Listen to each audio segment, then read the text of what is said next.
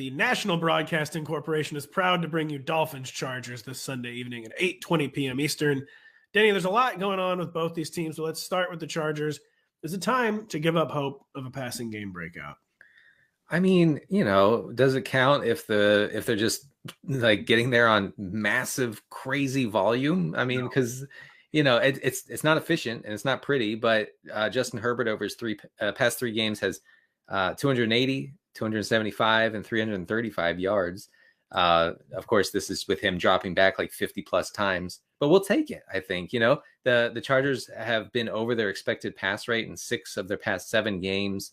They're playing against a pass funnel Miami defense here.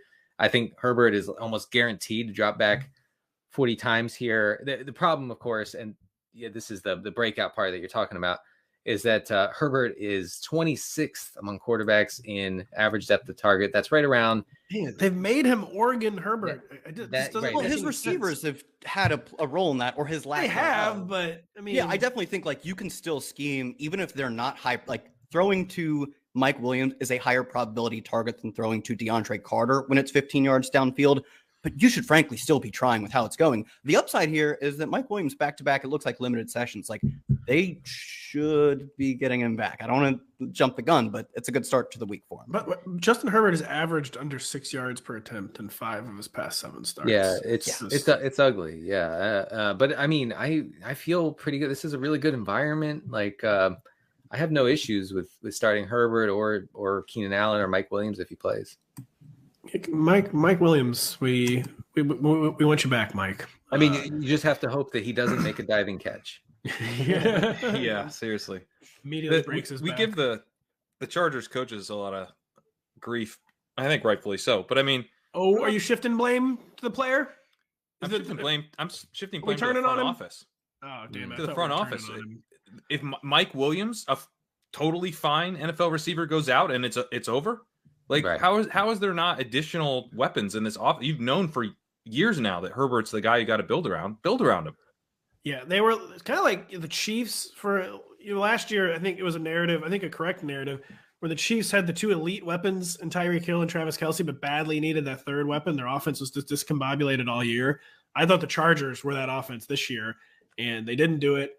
And Josh Palmer and DeAndre Carter get 9 targets a game now. Yeah, they were in like a draft CeeDee Lamb, even though you have Amari Cooper and Michael Gallup situation, and they did not do the thing in draft CeeDee Lamb, and now they're being punished for it. They are being punished for it. Kerrane, we were all punished for having faith in Jeff Wilson last week. He had one touch against the San Francisco 49ers. What happened in the Dolphins' backfield? Was it a game script aberration? Will they bounce back? Jeff Wilson or Raheem Mostert against the Chargers' awful run defense. Well, this was the second time that you saw enlightenment. I know. I almost went with the exact same line. I have a virus fever right now. I'm just going to assume. I mean, what happened? It was. I think is a little crazy. Like Raheem Mostert, 61% of snaps. Jeff Wilson, 37%, just 1 carry. So the thing that's tough about this, normally I would be like, okay, I guess it's Mostert. Like, I'm not going to ignore that they gave Mostert like a 60-40 split here, a little more. But like, I think McDaniel is sharp, and Wilson's been way better than Mostert this season. He's running back 6th in rush yards over expected per attempt, running back 18 in success rate. Mostert ranks running back 43 in both of those metrics. He's been real bad. Maybe it was like related to the matchup somehow. I think it's going to be a split. I think, last week's usage showed us that, but we should see more rushing attempts against a weak Chargers run defense this week. So you're not going to get 1 carry for either of these guys. And if Challenge it's a split, by the way, yeah, sure. Yeah. If it's a split, you want Wilson. I think he's just been so much better. I agree with that take, and I don't know. Maybe Jeff Wilson left the game a few weeks ago. I don't think he was on the injury report last week. Maybe he's still a little banged up. Maybe they just still trust Raheem Mostert more as the passing down back, and they were in trail mode basically the entire 60 minutes against the 49ers. Not like hugely, but they were behind most of that game.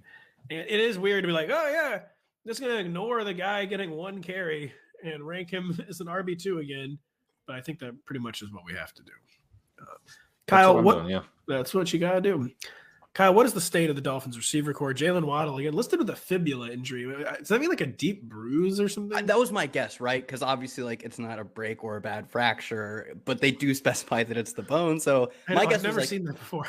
yeah, right. I was like very confused by that too, and the fact that they were listening to just leg, like, yeah, it's generally just like his leg. Up until then, I guess it makes sense now. So that was my like very normie guess, was like, I guess he's just like very bruised, but he was limited in practice to start the week. He looks fine as far as a player dealing with a classic fibula injury can be. I mean, it's been kind of tough sledding over the past few weeks. Just really haven't gotten massive. I mean, last week obviously was very rough. He had like 1 catch on 5 targets, but he left that game, so you can somewhat excuse it. But over the past 3 weeks, when he's been, quote, struggling, still has a 30% air yard share, a 21% target share. He's been frankly underperforming. He is the 5th worst receiver in fantasy points over expectation over the past 3 weeks. But his role indicates that he's still like a very solid second option for this team. And that's with, I believe that was with them blowing out the Texans a few weeks ago. And then he missed a bunch of snaps last week. He was ruled questionable and came back. So he's missing time, and his role still looks pretty solid. So I'm not concerned. If anything, this looks like a pretty strong bounce back spot for a player who we were kind of counting on boom games consistently early in the season. I don't want to write these past 3 weeks off as a complete aberration, but I do think they're less of the norm than should be expected. Yeah, before he got injured last week, again, it's just what the lowest number from the sample size was. That's why he went for it. He had cleared 66 yards in 6 straight games. So he had been providing a pretty nice fantasy floor, Mr. Jaylen Waddle. And ceiling's got to be there. The Chargers, man, what a dispiriting team the Chargers are. You know, something I didn't realize about Waddle until, I guess, last week or the week before is that he's only running like 23% of his routes from the slot. Like I didn't realize that. I realized that they had shifted him out of the full-time slot role, but like he's almost full-time outside receiver role. I think that's affected him in not such a great way. Tyreek Hill's running way more slot routes. Trent Sherfield is running a lot of slot routes. So the easy stuff is not there for him as it was last year. Yeah, it does look like they've like early in the season, it was like 1A, 1B maybe between him. And I think they've like clearly and understandably settled on Tyreek Hill as like their best receiver. He is the guy we scheme stuff to, including that slot work.